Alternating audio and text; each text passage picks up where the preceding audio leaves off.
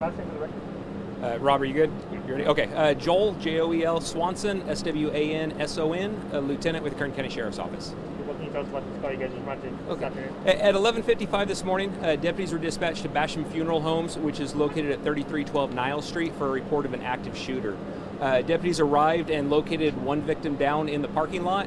That victim was the apparent victim of a gunshot, and he was pronounced deceased at the scene. At this time, we have not located any additional victims.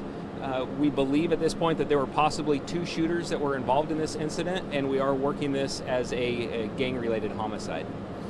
Was there a funeral currently going on? There was a funeral currently occurring at Basham when this occurred. That's a funeral, not a wake reading, right? Do you know if there's any relation between the victim and the funeral? We believe that the victim did know the person that he was here for that funeral. So yes, we did have a relationship there. I think acquaintance relationship. Any firearms recovered on scene? At this point, no firearms have been recovered on scene. There were multiple people here who all fled prior to us arriving. We believe there are multiple witnesses out there. However, very few have come forward at this time.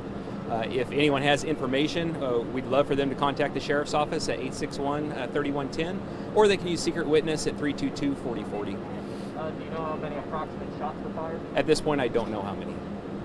You know if we're looking at any video surveillance we may have captured the incident? We're attempting to look at any video surveillance that's in the area, and if anyone does find surveillance that they know that captured the incident, if they could contact the Sheriff's Department, we would appreciate it.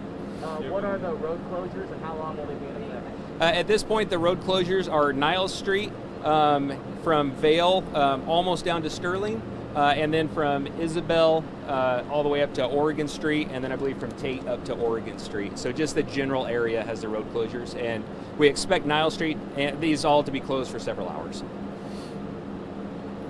Do you know exactly how many wounds that the victim sustained? No, at this point I don't know how many times he was shot. Is there any information you give on potentially what you might know about a suspect? At this point, we have no suspect information.